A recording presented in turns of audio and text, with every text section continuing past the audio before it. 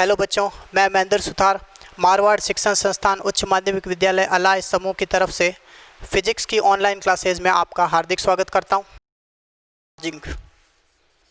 क्या टॉपिक है? आवेशन, आवेश होना, आवेशित होना, वो आवेशन। आवेशन, चार्जिंग। तो चार्जिंग या आवेशन हो जाता है अपने आवेश का स्थानांतरण। वैसे आपको मैं बता दूं, चार्ज ऐसी चीज़ है जो न तो क्रिएट होती है न डिस्ट्रॉय होती है, यानी आवेश न तो उत्पन्न होगा न नष्ट होगा। ये अपन बात करेंगे प्रॉपर्टीज़ में, आवेश के गुणधर्मों में। तो आवेश के गुणधर्मों में अपन बात करेंगे तब की बात है। बाकी आपको क्लियरली बता देता हूँ, आवेशन का मतलब आवेश उत्पन्न होना या नष्ट होना नहीं है। यानी हम ये नहीं कह सकते आवेश उत्पन्न हुआ, नहीं, ये वर्ड ही गलत है। आवेश न तो उत्पन्न होगा न नष्ट होगा, ठीक है। तो अपन कह सकते हैं आवेश को केवल स्थानांतरित किया जा सकता है, न उत्पन्न न नष्ट किया जा सकता है। तो बात कर लेते हैं अपन वापस आवेशन की। तो आवेशन की हमारे सिलेबस में 3 मेथड्स देखने को मिलेंगी, ठीक है ना। तो पहला हो गया अपने आवेशन का घर्षण द्वारा, बाय रबिंग, स्पर्श द्वारा, by physically contact, and induction, प्रेरण द्वारा। वैसे अपन आगे विद्युत चुंबकीय प्रेरण भी पढ़ेंगे, अभी अपन केवल विद्युतीय प्रेरण की ही बात कर रहे हैं।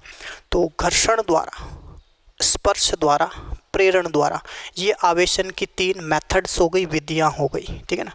तो 3 विधियां हो जाती है अपने कौन कौन सी? आवेशन की घर्षण द्वारा, स्पर्श द्वारा, प्रेरण द्वारा। ओके, तो सबसे पहले बात करते हैं घर्षण द्वारा। अभी हमने वैसे एग्जाम्पल लिए थे कि कांच की छड़ को रगड़ा गया रेशम से, एबोनाइट की छड़ को रगड़ा गया ऊन से, तो उनमें आवेश आता है। तो ये हुआ आपके घर्षण द्वारा, यानी जब चीज़ों को आपस में रब किया जाता है तो उनमें जो चार्ज आता है वो किस मेथड से आया? घर्षण से आया। जैसे अपन फॉर एग्जांपल अपने रूटीन लाइफ में ही देखते हैं, आप एक कंघा है जिसको सूखे बालों में आप रगड़ते हैं, फिर आप देखते हो कि कागज़ के छोटे टुकड़े उससे चिपकते हैं। तो ये कौन सी मेथड हो गई? घर्षण द्वारा। एक्चुअली घर्षण में होता क्या है? जब आपने किसी वस्तु ए को वस्तु बी से रब किया है, घर्षित कराया है, तो क्या होगा? तो अपन कहेंगे घर्षण से आपको पता है ऊष्मा उत्पन्न होती है। घर्षण, रब करेंगे तो घर्षण से ऊष्मा उत्पन्न होगी, और इसी ऊष्मा जो ऊर्जा का ही एक रूप है, ये ऊर्जा मिलेगी इनके इलेक्ट्रॉन्स को, और वो इलेक्ट्रॉन हो सकता है ये ऊर्जा पाकर कहाँ आ जाए? बी में, या बी से ए में आ जाए। तो कहने का मतलब हो गया घर्षण से प्राप्त ऊष्मा जो ऊर्जा का ही रूप है, उसे पाकर वस्तु के इलेक्ट्रॉन एक से दूसरी में चले जाते हैं, जिस वजह से वस्तुएं आवेशित हो जाती है। क्लियरली पता है इलेक्ट्रॉन निकलेगा तो वो धनावेशित और ग्रहण करेगा तो ऋणावेशित हो जाएगी। इस तरह आवेश का स्थानांतरण हुआ है, न उत्पन्न हुआ है न नष्ट हुआ है। ओके, तो ये हुआ अपने घर्षण द्वारा आवेशन। एग्जाम्पल में आप इसके वो दे सकते हो कि कांच की छड़ को रेशम से रगड़ने पर कांच की छड़ ऋणावेशित हो जाती है और रेशम धनावेशित हो जाता है। और एबोनाइट की छड़ को जब आप ऊन से रगड़ते हैं तो एबोनाइट की छड़ धनावेशित हो जाती है और ऊन ऋणावेशित हो जाती है इलेक्ट्रॉन के ट्रांसफर के कारण। और इलेक्ट्रॉन ट्रांसफर के लिए उन्हें ऊर्जा कहाँ से मिली? ऊष्मा के रूप में घर्षण के कारण मिली। क्लियर? इसके बाद है स्पर्श द्वारा।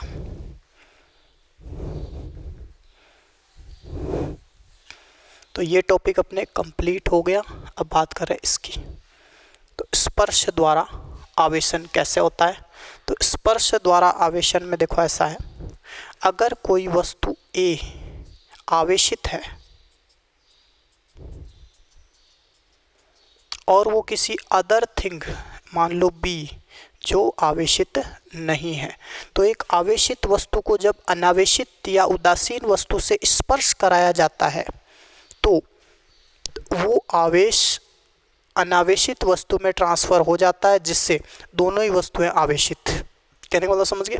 एक का आवेश स्पर्श द्वारा बी को भी मिल जाता है, तो इसको बोलते हैं स्पर्श द्वारा आवेशन। बिल्कुल क्लियर हो गया कि जब किसी आवेशित वस्तु को अनावेशित वस्तु से स्पर्श कराया जाता है तो आवेश का स्थानांतरण आवेशित से अनावेशित में होने लगता है, जिससे अनावेशित भी आवेशित हो जाती है। इसी को बोलते हैं स्पर्श द्वारा आवेशन। तो जैसे आपने ये ए आवेशित है, इसको बी से फिजिकली अटैचमेंट यानी स्पर्श कराया, तो कुछ आवेश इसमें भी ट्रांसफ़र हो गया। अब किसी को ये लगता होगा कि ये कितना इसमें ट्रांसफ़र होता है या कब तक होता है, या यूँ कहो सारा का सारा इसमें हो जाता है क्या, मतलब कितना आवेश स्थानांतरित होगा स्पर्श से। तो ये मैं आपको बता दूं कि चार्ज जो है वो अपन कहते हैं किसी भी वस्तु की सरफेस पे रहता है। कहाँ रहेगा? सतह पे। तो अपन कहते हैं इस सतह पर मौजूद आवेश दूसरी सतह से जब अटैचमेंट में आएगा तो कितना आवेश ट्रांसफ़र होता है, ये डिपेंड करता है उनके सरफेस एरिया पे कि किसका सरफेस एरिया कितना है, या इसकी चार्ज गेन करने की कितनी कैपेबिलिटी है बाय सरफेस एरिया। इसके बाद अपने टॉपिक आता है प्रेरण द्वारा आवेशन। तो ले रहे हैं अपन प्रेरण। प्रेरण नाम से स्पष्ट हो जाना चाहिए कि यहाँ पे फिजिकली अटैचमेंट नहीं है, यानी किसी तरह का भौतिक रूप से संपर्क नहीं है, यानी कोई वस्तु ए कोई वस्तु बी के विदाउट फिजिकल अटैचमेंट, बिना किसी भौतिक रूप से स्पर्श के यदि आवेश का स्थानांतरण होता है तो इसे कहते हैं प्रेरण द्वारा आवेशन। यानी वस्तुएं बिना संपर्कित हुए जब आवेशों का एक से दूसरे में ट्रांसफ़र या स्थानांतरण करने लगे तो इसे बोलते हैं प्रेरण, इंडक्शन। तो बात करते हैं वापस इसी की। मान लीजिए एक ए है वस्तु जो आवेशित है और आप बी वस्तु इसके थोड़ा समीप ला रहे हैं, स्पर्श नहीं करा रहे हैं, यानी विदाउट फिजिकल अटैचमेंट, केवल आप नज़दीक ला रहे हैं। तो नज़दीक लाएंगे तो इसमें विपरीत प्रकृति का आवेश प्रोड्यूस होगा। जैसे ये आप प्लस है और ये अनावेशित है, जैसे ही आप इसके पास लाओगे, अगर प्लस है तो माइनस, माइनस है तो प्लस, यानी विपरीत प्रकृति का आवेश प्रेरित होगा। ठीक है ना, क्या होगा? प्रेरित, इंड्यूस होगा। तो इस प्लस के कारण माइनस प्रेरित हुआ और इस घटना को हमने कहा प्रेरण। यानी वस्तु ए के कारण वस्तु बी में विपरीत प्रकृति का आवेश प्रेरित होना, दैट्स इवेंट कॉल्ड इंडक्शन। ये घटना कहलाती है प्रेरण। ठीक है, तो प्रेरण की परिभाषा हो गई, आवेशित वस्तु के पास अनावेशित वस्तु को लाया जाए बिना संपर्क किए तो अनावेशित वस्तु में विपरीत प्रकृति का आवेश की बनिस्बत, जैसे कह सकते हैं, तो विपरीत प्रकृति का आवेश अनावेशित में प्रेरित होना कहलाएगा प्रेरण। तो ये हो गया अपने इंडक्शन। ठीक है, बिल्कुल क्लेरिफाई हो गया होगा। अब इससे रिलेटेड हम कुछ एग्जांपल्स की बात कर लेते हैं जो एज ए क्वेश्चन भी अपनी बुक में दिए मिलेंगे आपको।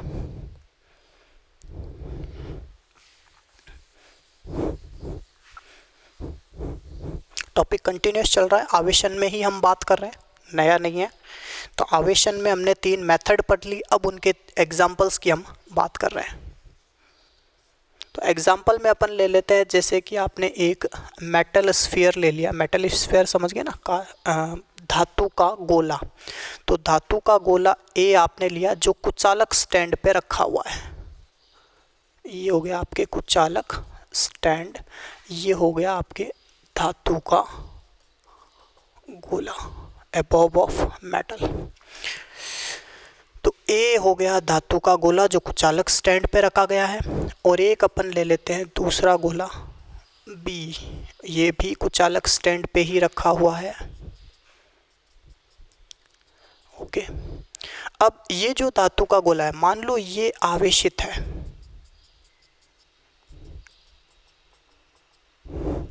अब अगर बी अनावेशित है और ये इसके भौतिक रूप से संपर्क में आता है, यानी अटैचमेंट में आता है, तो क्या होगा? ये भी धनावेशित होगा, मतलब स्पर्श के कारण समान प्रकृति का आवेश स्थानांतरित होगा। लेकिन अगर अपन बात करें कि धातु का गोला बी इसके ए के पास बी लाया जाए, मतलब संपर्कित नहीं करा जाए, केवल समीप लाया जाए, तो केवल जब आप समीप लाओगे तो हमने कहा था अब होगा प्रेरण। और प्रेरण में हम ये कह रहे हैं इस पॉजिटिव के कारण इसमें नेगेटिव चार्ज इंड्यूस होगा। क्यों होगा? तो हमने बताया था कि विजातीय आवेशों में क्या होता है, आकर्षण होता है। वही चीज़ यहाँ पे एक दो बात करी थी हमने, सजातीय में प्रतिकर्षण, विजातीय में आकर्षण। तो जैसे ये आपका धनावेश है और इधर अपन बात कर रहे हैं बी। मान लो जब ये न्यूट्रलाइज की बात कर रहा हूँ मैं, चार्जिंग यहाँ पे स्टेप बाय स्टेप अपने को शो करनी पड़ेगी। जैसे फर्स्ट स्टेप है अपना, पहले स्टेप में अपने को क्या करना है, स्फीयर ए, गोला ए जो कैसा है, धनावेशित है, उसके पास हम ला रहे हैं बी को। तो ये भी धातु का गोला है तो इसमें पॉजिटिव भी होगा नेगेटिव भी होगा, लेकिन क्या है, दोनों number of electron number of protons बराबर होने की वजह से इसको अपन चार्जिंग में नहीं बोल करके क्या बोलेंगे, डिस्चार्ज बोलेंगे, न्यूट्रलाइज बोलेंगे, उदासीन बोलेंगे। तो जब इस उदासीन में, उदासीन होने का मतलब ये नहीं कि उसमें इलेक्ट्रॉन प्रोटॉन नहीं है, बट क्या है, संख्या बराबर है, number of electron equals number of proton. तो इसमें अपन कह रहे कोई चार्ज की कंडीशन नहीं है। लेकिन अगर अपन बात करते हैं जब इसको समीप लाया जाता है तो इसमें जो भी माइनस चार्ज है वो प्लस की तरफ आकर्षित हो जाएगा, क्योंकि विजातीय में क्या होता है, आकर्षण होता है, और सजातीय में प्रतिकर्षण के कारण पॉजिटिव किधर चले जाएंगे, यथासंभव दूर। तो इस पॉजिटिव से इसके पॉजिटिव रिपेल हो गए और नेगेटिव अट्रैक्ट हो गए, यानी धनावेश से ऋणावेश आकर्षित हो गया और धनावेश से धनावेश प्रतिकर्षित हो गया। अब हम इसको सेकंड स्टेप में क्या करने वाले हैं, स्टेप टू में हम इसको करा रहे हैं ग्राउंड, यानी इसको करा रहे हैं अर्थिंग कह सकते हैं, भूसंपर्कित कह सकते हैं। भूसंपर्कित का मतलब है इसको आप पृथ्वी से संपर्कित करा रहे हैं। तो पृथ्वी से जब आप इसको ग्राउंड, आपने देखा होगा अपने ये जो प्लग होता है ना, इसमें भी ग्राउंड होता है। जैसे ये प्लग का डिज़ाइन आपने देखा होगा, तो इसमें ये तो होता है आपका फेस और ये हो गया न्यूट्रल, ये भी फेस ये न्यूट्रल, ये वाला जो पॉइंट होता है इसको अपन बोलते हैं क्या, ग्राउंड बोल दो, अर्थिंग बोल दो, समझ गए ना। तो इसको अपन क्या करा रहे हैं, ग्राउंड करवा रहे हैं, अर्थ करवा रहे हैं। भू संपर्कित कहता है हिंदी में, क्या कहेंगे, भू संपर्कित, यानी अर्थिंग करवा रहे हैं। तो जब आप इसकी अर्थिंग करवाओगे तो अर्थिंग या भू संपर्कन से क्या होगा, पृथ्वी से इलेक्ट्रॉन निकल के इसमें आएंगे और इस पॉजिटिव को क्या कर देंगे, न्यूट्रलाइज कर देंगे। तो जैसे ही इलेक्ट्रॉनों ने इस पॉजिटिव को न्यूट्रलाइज किया तो इस पर केवल क्या बचा, ऋणावेश। अब हम इनको वापस सेपरेट कर देंगे तो ये पॉजिटिव और ये नेगेटिव चार्ज हो जाएगा। सेपरेशन भी देख लेते हैं कैसे होगा। अब इसको अपन ने क्या किया, थोड़ा दूर लेके चले गए, स्टेप 3 दूर लेके चले गए। दूर में क्या होगा, ये जो माइनस है ये अब वन साइडेड नहीं होके इक्वली डिस्ट्रीब्यूट हो जाएगा, ठीक है। तो हमने देखा प्रेरण के कारण बी आवेशित हो गया, लेकिन विपरीत प्रकृति का। ये हुआ अपने एग्जाम्पल। इस बेस पे अपने बहुत सारे एग्जाम्पल्स बुक में मिलेंगे। अगर इनमें कोई प्रॉब्लम्स है तो अपन डिस्कस कर सकते हैं आगे। तो वापस अपन बात कर लेते हैं अदर एग्जाम्पल की, या इसी एग्जाम्पल को एक बार और रिपीट कर देता हूँ। क्या किया अपन ने, एक मेटल बॉब कुचालक स्टैंड पे ली, धातु का गोला जो कुचालक स्टैंड पे जो कैसा है, प्लस आवेशित, और इस प्लस आवेशित मेटल बॉब के पास या गोले के पास हम लेके आए दूसरा बॉब जो है न्यूट्रलाइज। तो हमने कहा स्टेप 1 में क्या करना है, दोनों को पास लाना है। तो पास लाएंगे तो क्या होगा, ऋणावेश इस तरफ आ जाएगा, धनावेश इस तरफ आ जाएगा। कारण धनावेश से ऋणावेश आकर्षित होगा, धनावेश से धनावेश प्रतिकर्षित होगा इस कारण। तो नेगेटिव इधर आ गया, पॉजिटिव इधर आ गया। अब इसको अपन ने क्या किया, वो संपर्कित करा दिया। स्टेप 1 नज़दीक लाए, स्टेप 2 अर्थिंग करवा दी। अर्थिंग से क्या हुआ, इलेक्ट्रॉन्स ज़मीन से आए और इस पॉजिटिव चार्ज को न्यूट्रलाइज कर दिया, बचा केवल नेगेटिव चार्ज जो सेपरेट करने पर इक्वली डिस्ट्रीब्यूट हो जाएगा। क्लियर।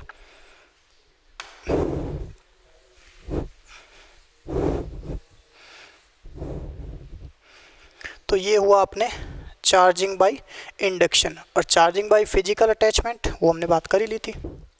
चलो, तो ये एग्जांपल हो गया आपके प्रेरण का। तो प्रेरण का उदाहरण अपने हो गया। तो प्रेरण का अपन ने एग्जाम्पल देख लिया। अब अपन एग्जाम्पल देख रहे हैं किसका, स्पर्श द्वारा आवेशन का। हालांकि कोई खास नहीं है, वैसा ही है। इसमें क्या होगा, आपने पॉजिटिव और न्यूट्रलाइज दो बॉब लेने,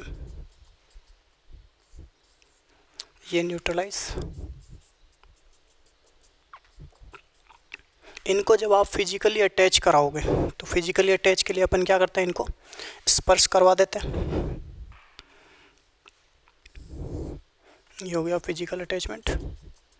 तो ये प्लस चार्ज इस पे भी आ जाएगा, तो डिस्ट्रीब्यूट हो गया चार्ज। ये हुआ आवेश का स्थानांतरण स्पर्श के द्वारा। अब इसको आप वापस सेपरेट कर लो, और सेपरेट करते ही ये भी क्या हो गया, आवेशित हो गया। ओके,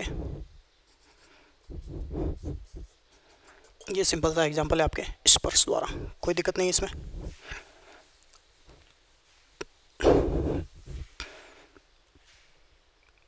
तो क्या क्या पढ़ लिया अपन ने? सबसे पहले हमने पढ़ा आवेश, फिर आवेश के प्रकार, उसके बाद हमने पढ़ लिया आवेश का इलेक्ट्रॉन सिद्धांत, वो कुछ खास नहीं था आपने।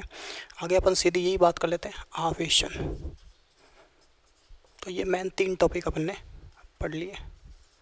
आवेश पढ़ लिया, आवेश के प्रकार पढ़ लिए, और आवेशन पढ़ लिया। तो आवेश क्या, आवेश के प्रकार क्या, आवेशन क्या, ये हमने अभी तक पढ़ा है। तो डेफिनेशन के लिए भी अपन बात कर लेंगे यहाँ पे वापस। आवेश किसे कहते हैं? पदार्थ का वह गुण जिसके कारण वह विद्युतीय या चुंबकीय गुण दर्शाए।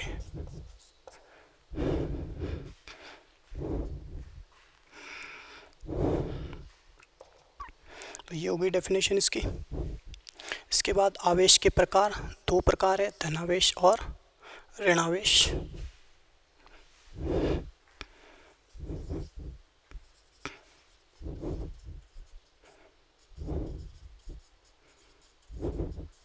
इसमें हमने फैक्ट लिया था सजातीय आवेशों में प्रतिकर्षण एंड विजातीय आवेशों में आकर्षण होगा। That's all.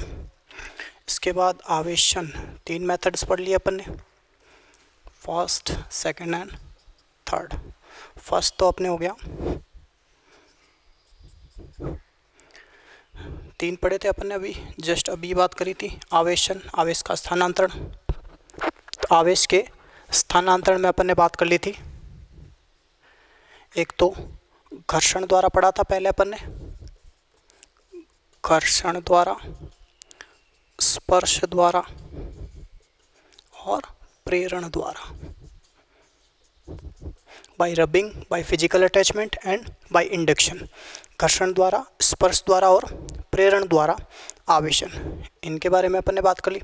घर्षण में अपन ने कहा इलेक्ट्रॉनों का ट्रांसफ़र होता है घर्षण से प्राप्त ऊर्जा के कारण, और स्पर्श द्वारा में हमने कहा सेम चार्ज वापस डिस्ट्रीब्यूट हो जाएगा निरावेशित वाली बॉडी में, और प्रेरण में हमने कह दिया विपरीत प्रकृति का आवेश प्रेरित होगा। ठीक है, तो इसमें अपन ने क्या कहा, विपरीत प्रकृति का आवेश प्रेरित होगा, ये थोड़ा खास रहेगा। इसमें समान प्रकृति का आवेश स्थानांतरित होगा।